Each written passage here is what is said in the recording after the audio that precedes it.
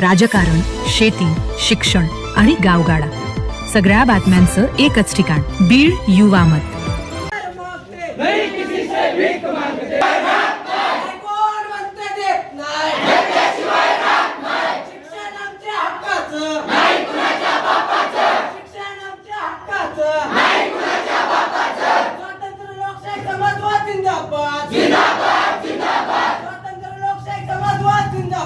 जिंदाबाद जिंदाबाद शिक्षा पे जो खर्चा होगा बजट का 10वां हिस्सा होगा. शिक्षा पे जो खर्चा होगा बजट का 10वां हिस्सा होगा. अरे लड़ेंगे लड़ेंगे जीतेंगे जीतेंगे. अरे लड़ेंगे लड़ेंगे जीतेंगे जीतेंगे.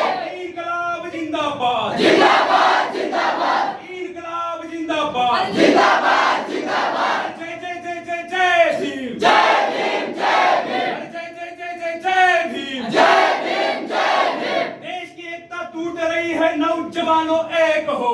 एक हो एक हो. एक होकर जातवाद को, धर्मवाद को, मनुवाद को फेक दो.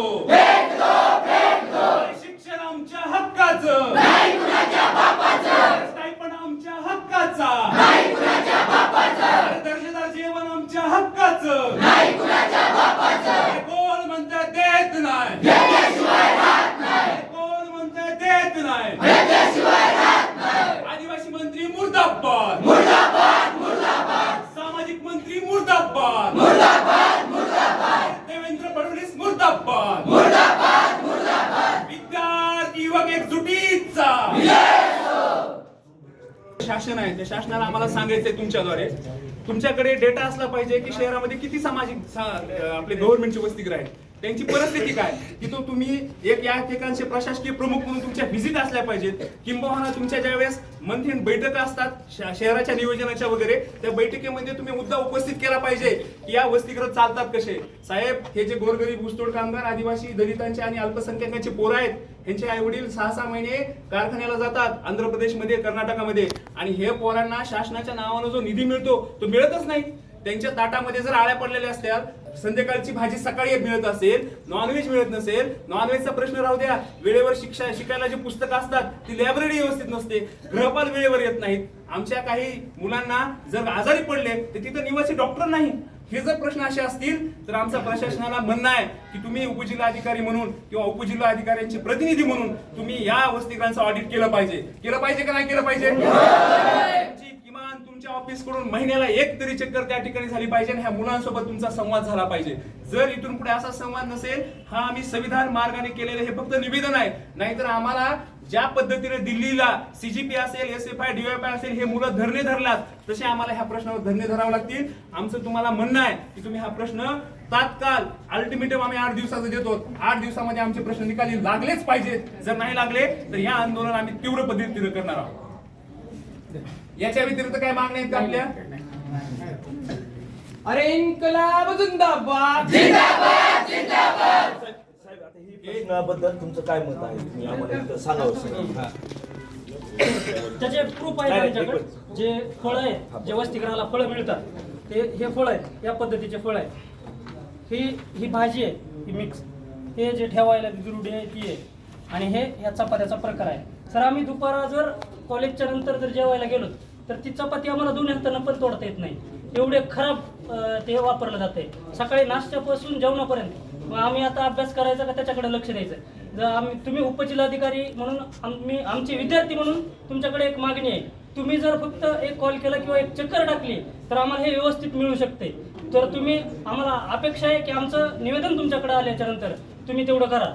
त्याच्यापूर्वी आमचं एक म्हणणं आहे, आज उपजिल्हा अधिकारी नाहीयेत तर आमची एक शिष्टमंडळ, तुमची एक मीटिंग व्हावी साहेब. एक महिना झाला नवीन ऍडमिशन झालेत मुलांचे, त्यांना गाद्या पण नाहीत आणि प्लेट पण नाही सर, एक मिनिट. हे स्थानिक चा प्रश्न आहे, ही काय वरिष्ठ पातळीवर किंवा शासनाला कळवायची गोष्ट नाहीये. आम्हाला तुम्ही काहीतरी आम्हाला एक हमी द्या, उद्या नाही तर परवाशी उपजिल्हाधिकारी असतील आणि तुम्ही असतील, तुमची इथं आम्हाला भेट द्या किंवा उपजिल्हाधिकारी साहेबांना तुम्ही आम्हाला फोन लावून द्या, आम्हाला फोन लावून द्या, आम्हाला फोन लावून द्या. त्याशिवाय आम्ही इथून जाणार नाही, इथून हलणार नाहीत आम्ही, नाही तर इथंच बसतो ना आम्ही.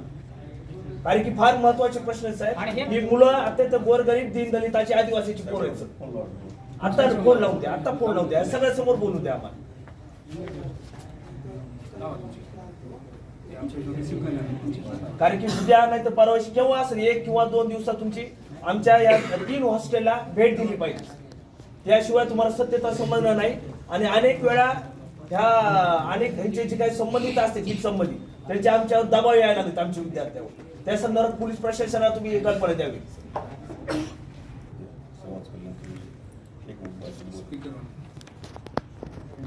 साहेब नमस्कार. आम्ही अंबेजोगाई शहरातले आदिवासी समाज कल्याण ऊसतोड कामगार बरं का अशा 4 वसतिगृहाची मुलं या ठिकाणी आलो सर बरं का. आमच्या प्रश्न अत्यंत महत्त्वाचा प्रश्न आहे सर. आमच्या जेवण अत्यंत निकृष्ट दर्जाचं मिळत आहे. गेली 8 दिवस झाला आम्ही याच्या संदर्भात त्या ठिकाणी निवेदन देतो, पाठपुरावा करतो. उलट पक्षी तिथले कंत्राटदार आणि गृहपाल यांच्या मार्फत आमच्या विद्यार्थ्यांना धमकी येत आहेत सर. आता आम्ही 150 ते 200 मुलं आहेत सर. आणि आम्हाला अपेक्षा होती की तुम्ही इथं असाल, हरकत नाही, परंतु तुम्ही आम्हाला तुमचा वेळ दिला पाहिजे आणि ह्या सगळ्या वसतिगृहाच्या प्रमुखांना बोलून एक मीटिंग कंडक्ट केली पाहिजे सर. हो sir. Okay sir, thank you sir. हो सोमवारी साहेब म्हणतायत आपण परत शिष्ट मंडळ भेटा येऊ, प्रत्येक वसतिगृहाचे 2-2 मुलं येऊ सर आम्ही. चालते सर. हो सर, पण हे आता 4 वसतिगृहाची मुलं आहेत सर. सोमवारी वेळ द्या सर प्लीज. देत असताना हे आदिवासी वसतिगृहाचे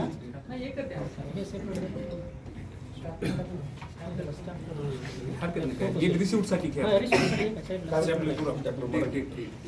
आदिवासी वसतिगृहाचे ऊसतोड कामगाराची मुले या इकडे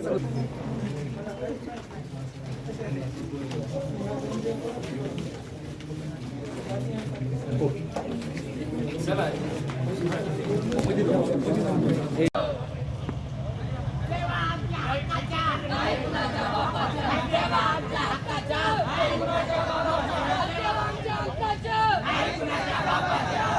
शिक्षण आमच्या हक्काचं नाही कुणाच्या बापाचं, पण आमच्या हक्काचा नाही कुणाच्या बापाचा, अरे कोण म्हणते देत नाही, घेतल्याशिवाय राहत नाही, अरे कोण म्हणते देत नाही, अरे घेतल्याशिवाय राहत नाही. देवेंद्र फडणवीस सरकार मुर्दाबाद, मुर्दाबाद मुर्दाबाद सामाजिक न्याय मंत्री मुर्दाबाद, मुर्दाबाद मुर्दाबाद आदिवासी विकास मंत्री मुर्दाबाद, मुर्दाबाद मुर्दाबाद. आदिवासी मुलांचे प्रश्न सुटलेच पाहिजे, सुटलेच पाहिजे, सुटलेच पाहिजे, आदिवासी मुलांना शासकीय वसतिगृह आम्हाला मिळालंच पाहिजे, मिळालंच पाहिजे, मिळालंच पाहिजे, आदिवासी मुलांच्या जाचक नियम अटी लागू झालेल्या रद्द झाल्याच पाहिजेत, झालंच पाहिजे, झालंच पाहिजे, समाज कल्याणच्या वसतिगृहाच्या मुलांना दर्जेदार जेवण मिळालंच पाहिजे, मिळालंच पाहिजे, मिळालंच पाहिजे, विद्यार्थी भत्ता दिलाच पाहिजे, दिलाच पाहिजे, दिलाच पाहिजे. अरे नोकरी आमच्या हक्काची, नाही कुणाच्या बापाची, अरे शिक्षण आमच्या हक्काचं, नाही कुणाच्या बापाचं. विद्यार्थी एकजुटीचा,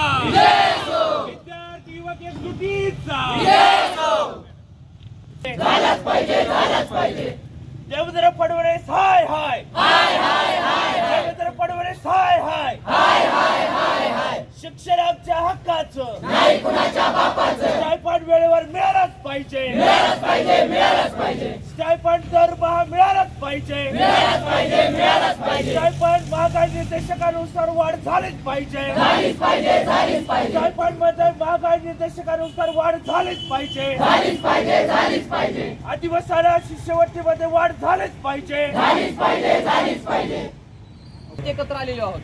ही छोटी ताकद नाही, ध्यानात ठेवा. आज शासनाच्या मार्फत फक्त एका वसतिगृहावरचे प्रश्न नाहीत, तर 3-3 वसतिगृहातले प्रश्न एकत्र आलेले ते ध्यानात ठेवा.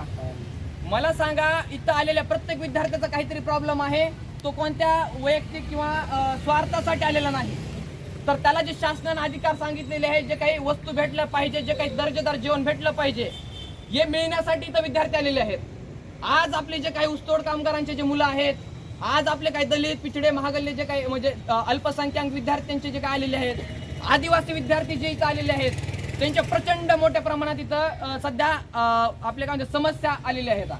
मी स्वतः शासकीय वसतिगृह समाज कल्याणचा विद्यार्थी आहे. आम्ही नाही म्हटलं तर 3 दिवसापासून हा लढा देत आहोत. जरी कदाचित परवा दिवशी आदिवासी वसतिगृहांतले माजरी किंवा इतर ठिकाणी त्यांची लढे सुरू असतील, पण इथल्या अंबाजोगाईमधला समाज कल्याणचा पहिला प्रश्न आपण इथं उचललेला आहे, हे ध्यानात ठेवा. म्हणजे आम्ही परवा दिवशी आमच्या अत्यंत म्हणजे निकृष्ट दर्जाचं दूध, आपण जर आमचे सफरचंद भेटलेले जे काय शासनाकडून ते बघितले असतील, तर समजा 1, 2, 3 सफरचंद आपण हे करूयात.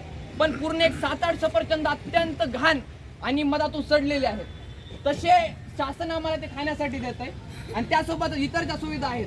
आमच्या हॉटेलच्या रूमामध्ये बोर्ड नीट नाही, त्यातून निघलेले जे तार आहेत त्यामधून शॉर्ट बसत आहे, हे ध्यानात ठेवा. आमच्या विद्यार्थ्यांमध्ये किंवा आमच्या जे काही वसतिगृह आहे त्यामध्ये आमच्यामध्ये 8वीचे विद्यार्थी आहेत. कदाचित आमच्या रूममध्ये ट्यूबलाईट सुद्धा नाहीत. जर कदाचित रात्री जर अंधारामध्ये त्या विद्यार्थ्यांचा त्या बोर्डावरती हात लागला, त्याची जबाबदारी कोण घेणार?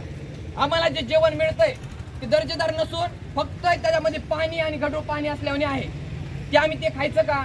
पण त्याविरुद्ध आम्ही आमचा जो काही परवा दिवशीपासून आमचा लढा सुरू आहे. आम्ही पहिला लढा दिला ते म्हणजे दुधावर बहिष्कार टाकला.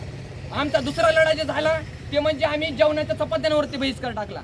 एवढे लढे देऊन, एवढे उपोषण पोटाचा उपासमारा करून सुद्धा या जे गेंड्याचं चमडीचं सरकार आहे तर अजून सुद्धा जागलेलं नाही. तर आम्ही विचार केला की आपले जे बांधव आहेत म्हणजे ऊसतोड कामगारांच्या तर जेवणामध्ये अक्षरशः त्यांच्या भाजीमध्ये आळे आलेले आहेत, हे ध्यानात ठेवा. त्यांचे जे काही फळं मिळाले आहेत त्यांनी फोटो टाकलेले आहेत, त्याच्यामध्ये अत्यंत घाण पद्धतीनं त्यांचे ते डाळिंब असतील किंवा इतर पदार्थ असतील ते नीट नाहीत त्यांचे. बाकी आपल्या आदिवासी वसतिगृहातल्या विद्यार्थ्यांचा तर माजरी किंवा त्यांच्या तर 5 तारखेच्या GR नुसार तर त्यांचा लढा सुरूच आहे. पण शासनाने ध्यानात घेतलं पाहिजे की अच्छे दिन आएंगे हे तुम्ही सांगितलं, पण आमचे बुरे दिन एवढ्या लवकर आणताल तुम्ही हे आम्हाला माहित नव्हतं. त्यामुळं आज या विद्यार्थ्यांमध्ये जे काही आलेले आहेत ते आपल्या हक्काचं आणि जे आहे शासनाने दिलेलं ते मिळूनच इथं वापस जातील आणि त्याच्याशिवाय इथून फिरणार नाहीत, हे मी तुम्हाला ठणकावून सांगतो. आणि जर इथून पुढे आपला लढा चालूच राहील, जर भेटलं नाही वसतिगृहाचं शासकीय समाज कल्याणचं वसतिगृहाच्या 8 दिवसांचं तुम्हाला अल्टिमेटम देत आहे शासनाला. जर 8 दिवसामध्ये मागण्या जर पूर्ण झाल्या नाहीत तर पुढे समाज कल्याणच्या वसतिगृहाच्या गेटापाशी आम्ही उपोषण करू आणि तिथून पुढे जे काही कारवाई होईल ते मग शासनाकडे त्यांची जबाबदारी राहील. एवढं बोलतो आणि थांबतो. धन्यवाद. साहेबांच्या हातातले त्यांनी ते सोडवले पाहिजे. या अंबेजोगाई शहराला शिक्षणाचं माहेरघर म्हटलं जातं. या ठिकाणी वंचित उपेक्षित समुदायातील जे लोक आहेत त्याच्यामध्ये दलित, आदिवासी आणि अल्पसंख्याक आहे. या शहरामध्ये 2 आदिवासी वसतिगृह आहेत, एक आहे मुलींचं आणि एक आहे मुलांचं. हे शहरापासून कोसं दूर आहे, अजूनही त्यांना शासकीय इमारत नाही. त्याच्यानंतर आमचं समाज कल्याण वसतिगृह जे की मागासवर्गीय मुलांचं आहे आणि मुलींचं वसतिगृह पण आहे. आणि नव्यानं बीड जिल्ह्याची जी ओळख होते ऊसतोड कामगारांचा जिल्हा, खऱ्या अर्थानं SFI विद्यार्थी संघटनेनं मोठ्या ताकदीनं आंदोलन आणि मोर्चे करून ऊसतोड कामगारांच्या पाल्यांना वसतिगृह असावं ही मागणी केली आणि ते वसतिगृह अंबेजोगाईमध्ये सुरू झालेलं आहे. परंतु त्याची अवस्था अशीच आहे, हे सगळे वसतिगृह किराया आणि भाडोत्री पद्धतीने चालतात. तिथं ना व्यवस्थित शौचालय आहे, ना कुठल्याही व्यवस्था, तिथे कुठलं प्लेग्राऊंड नाही, ना काहीच नाही. अशा परिस्थितीमध्ये मुलींना ॲडजस्ट होऊन राहावं लागतं. एकतर हे शाळा, कॉलेजेस, महाविद्यालयापासून दूरवर असणारे वसतिगृह आहेत. हा प्रश्न झाला अंबेजोगाईचा. समाज कल्याणच्या वसतिगृहामध्ये वेळेवर जेवण मिळत नाही, त्याचा दर्जा अत्यंत निकृष्ट आहे. तसंच आदिवासी वसतिगृहाचा आहे. परंतु सगळ्यात मोठा युनिव्हर्सल जो प्रश्न आहे जो SFIने लीड केला पुण्यामध्ये, गेली 18 दिवस झालं SFI आणि DYFIचे मुलं त्या ठिकाणी उपोषण करतायत. 18 दिवसानंतर आदिवासी विकास मंत्र्याला जाग येते आणि त्यावेळेस SFIचं जे शिष्टमंडळ त्यांना भेटायला गेल्यानंतर ते म्हणतात की मी काही करू शकत नाही, तुम्हाला मुख्यमंत्र्याकडे जावं लागेल. मुख्यमंत्र्यांना आमच्या पत्रकार बांधवांनी प्रश्न विचारला. एक आदिवासी मुलगी जी SFIची राज्याची सचिव मंडळ सदस्य आहे, तिनं खुद्द देशाचे जे संसदेतले विरोधी पक्ष नेते आहेत राहुल गांधी त्यांच्या मंचावर जाऊन या प्रश्नाचं आकर्षण गव्हर्नमेंटकडे घेतलं, वेधून घेतलं लक्ष आणि तिथं तो प्रश्न मांडला. पत्रकार बांधवांनी ज्यावेळेस देवेंद्र फडणवीसनी युवकांचा संवाद कार्यक्रम नागपूरला ठेवला, तिथे पत्रकार बांधवांनी प्रश्न विचारला की हे मुलं, आदिवासी मुलं रस्त्यावर येत आहेत, त्यांचा प्रश्न काय? तर आपल्या महाराष्ट्राचे मुख्यमंत्री काय म्हणतात देवेंद्रजी की तुम्ही ते विद्यार्थी कुठल्या पक्षाशी संबंधित आहेत, कुठल्या विचारधारेशी संबंधित आहेत हे तपासून बघा. आमचं मुख्यमंत्र्यांना आमचं निवेदन आहे, तुम्ही विद्यार्थ्यांची जात शोधू नका, त्यांचा धर्म शोधू नका, ते कुठल्या विचारधारेचे आहेत हे शोधू नका, त्यांचे प्रश्न सोडवा. त्यांच्या ताटात चपाती, भाकर, भात वेळेवर द्या, त्यांचं स्टायपेंड वेळेवर द्या. आज महाराष्ट्रामध्ये कित्येक आदिवासी मुलं जे की रुरल एरियामध्ये वसतिगृह आहेत सर्पदंशाने मृत्यू पावले. गेल्या आठवड्यामध्ये गडचिरोलीच्या आदिवासी वसतिगृहामध्ये आमची एक छोटी भगिनी मृत्यू पावली. अजूनही जाचक नियम आलेत. आमची आदिवासी विद्यार्थिनी जर ती 15 दिवसाच्या सुट्टीवर, मिडटर्म सुट्टीवर, दिवाळीच्या सुट्टीवर सणावाराला गावाकडे गेली तर तिथल्या रेक्टर महिला तिची प्रेग्नन्सी टेस्ट करतात. हे कुठल्या मानवाधिकारी खाली येतं? आमच्या भगिनी त्यांच्या जर चरित्र्यावर संशय निर्माण करणारं हे गव्हर्नमेंट असेल तर ह्या गव्हर्नमेंटचा आम्ही जाहीर निषेध करतो. आम्हाला ह्या गव्हर्नमेंटला सांगायचंय, एकीकडे तुम्ही बेटी बचाव बेटी पढाव म्हणतात, नारी शक्ती म्हणतात आणि त्या ठिकाणी आमच्या आदिवासी भगिनींच्या चारित्र्यावर संशय घेऊन तिची प्रेग्नन्सी टेस्ट करता. हा कुठला न्याय आहे? हा मानव अधिकाराच्या, ह्युमन राईट्सच्या अधिकाराच्या विरोधात आहे. म्हणून SFI DOFI या ठिकाणी सबंध महाराष्ट्रामध्ये, मग पुण्याचं मांजरी वसतिगृह असेल किंवा गडचिरोली असेल, अमरावती असेल, चंद्रपूर असेल, हे जे रूरल एरिया, ट्रायबल एरियामधले आहेत आणि आपण जे अर्बन मधले आहोत, आपण सगळे आदिवासी, सगळे दलित, सगळे अल्पसंख्याक, आमच्या विद्यार्थ्यावर ज्या वेळेस अन्याय अत्याचार होईल त्यावेळेस SFI आणि DOFI या ठिकाणी रस्त्यावर येण्याचं काम करेल. आम्ही SFIचा एक आंदोलनाचं यश आलेलं आहे.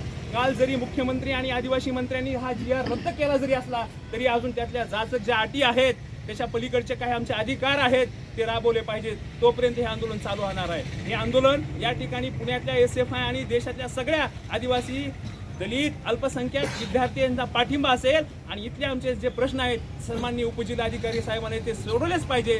जर ते सोडवले नाहीत तर आम्ही पुढे एक मोठं आंदोलन, धरणे या ठिकाणी देण्याचं काम करू. इन्क्लाब जिंदाबाद.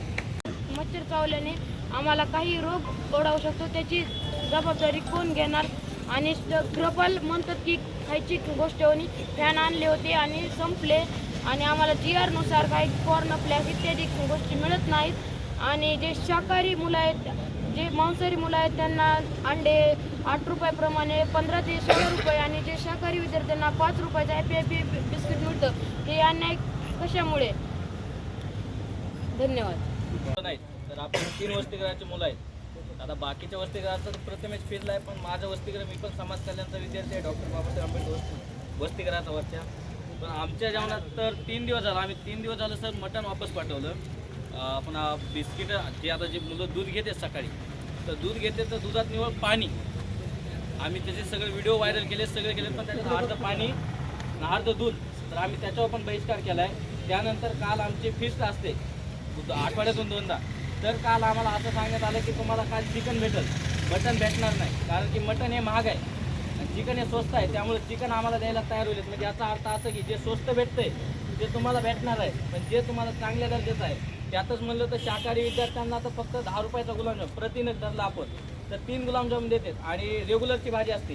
तर शासन निर्णयानुसार असं आहे की आठवड्यातून 2 भाजी वेगवेगळी पाहिजे शाकाहारी विद्यार्थ्यांना, तर त्यांना तसं दिलं जात नाही. रेग्युलर बटाट्याची भाजी, फ्लावरची जे असं ती देते, ते पण अशी भाजी असते की आता 2 दिवसांत सुधारणा झाली आमच्यात भाजी थोडीफार, पण किरकोळ झालं नाही. आम्ही त्या दिवशी कॉन्ट्रॅक्टर साहेबांशी बोलणं झालं आमचं, तर ते साहेब मला, मी स्वतः बोललो प्रथमेश म्हणून, तर मला साहेबांचं असं बोलणं आलं की तू प्रथमेश बोलतोस का? मी म्हणलं प्रथमेश काय, मी काय एकच आहे.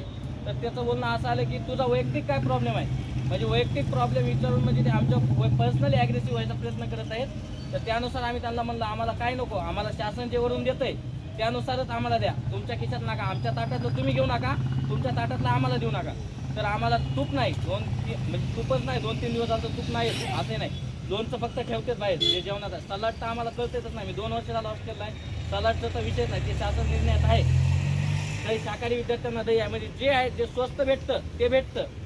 सकाळी जे नॉनव्हेजचे विद्यार्थी आहेत त्यांना 2 अंडी भेटतात, तर शाकाहारी विद्यार्थ्यांना एक 5वाला हॅपी बिस्किट पुडा भेटतो, ते पण कधी महिन्यातून 2 महिन्यातून एकदा, त्यात पण 20 दिवस काढते. ते बोलतात की 15 तारखेपासूनच वाटायचे, पण महागाचे काय झाले, माझं वैयक्तिक एप्रिल महिन्यापासून बिस्किटं नाहीत, मी शाकाहारीमध्ये नाव आहे माझं, अंड्यात नाही. तर आम्ही असं विचारलं तर प्रत्येक जण असं बोलते शाकाहारी विद्यार्थ्यांना कॉर्नफ्लेक्सचा सुद्धा अधिकार आहे, जे सकाळी दुधात टाकून भेटते ते सुद्धा भेटत नाही. तर ते सगळं शासन देतं ना, ह्यांना शासन पैसे देतं, सगळं देतं, तरी आमच्यापर्यंत कामून येऊ देत नाही. की आमचं सगळ्यात मेन मागणी म्हणजे ती आहे की शासन आम्हाला तुमच्या ताटात नको, शासन आम्हाला सध्याला जे देतं आहे तेच आमच्यापर्यंत पोहोचवा तुम्ही. भत्ता आम्हाला डिसेंबर महिन्यापासून आजपर्यंत रखडलेला होता, आता ते माहीत नाही आम्हाला शासनाने यांना कधी दिला आहे भत्ता. तर आम्हाला जवळपास 2 दिवस झालं जमा झाला आहे भत्ता. आपल्या समाज कल्याण विद्यार्थी कोण कोण आहेत, भत्ता कधी जमा झाला आहे आपल्याला? 2 दिवस झालं भत्ता झाला, तर 9 महिन्यात 8 महिन्याचा, डिसेंबरपासून ऑगस्टवाले जे प्रोफेशनलवाले आहेत त्यांना 8 महिन्याचा, जे नॉन प्रोफेशनलवाले आहेत त्यांना मे महिन्याचा सुट्ट्या धरून त्यांना 7 महिन्याचा काहीतरी असं जमा झालेला आहे, 6 महिन्याचा जमा झाला 8 महिन्याचा. तर आता चालू शैक्षणिक वर्षातलं तर ऑगस्ट महिना संपत आला आहे थोडक्यात, तर आम्हाला चालू वर्षातला युनिफॉर्मचे पैसे नाहीत, स्टेशनरीचे पैसे नाहीत. आता जे खर्च जातं इंजिनिअरिंगवाल्याला जे ड्रॉइंग बोर्डचे याचे पैसे ते आम्हाला आणखी कधी भेटणार आहे. आता हे भेटण्यासाठी आम्हाला आणखी 8 ते 9 महिने प्रतीक्षा करायला लागेल, हे त्यांची त्यांना माहिती आहे. हॉस्टेलला जे भेटलेला आहे हां ते असतात नाही नाही, आमच्या असं वार्डन जे आहेत ते नसतं ते. आम्ही वार्डनला पण केलेली आहे तक्रार, आम्ही 3 दिवसात अल्टिमेटम दिलं होतं, आम्ही रविवारीच अल्टिमेटम दिलं होतं. त्यांचा प्रतिनिधी म्हणून सर आले होते, आम्हाला त्यांचं घेतलं, तर मंगळवारपर्यंत आम्ही दिलं होतं. तर आम्ही 5 दिवस एक्स्ट्रा केला त्यांच्याकडे, पण तरी पण आमच्यात काही पूर्तता झालं नाही. सलाड म्हणून आम्हाला ककडी आणून ठेवण्यात आली. म्हणजे सलाडमध्ये जे तुम्हाला तर माहिती आहे सलाडमध्ये काय काय असते, तर फक्त ककडी आणून ठेवण्यात आली, बाकी काहीच भेटलेलं नाही. तर तालुक्यातील पहिला ताडपत्री कारखाना सुमन एंटरप्राइजेस. मजबूत, टिकाऊ आणि दर्जेदार ताडपत्री आता थेट कारखान्यातून. आजच संपर्क करा 80 10 389 527 किंवा 97 63 66 88 64. पत्ता देवगाव, तालुका केज, जिल्हा बीड.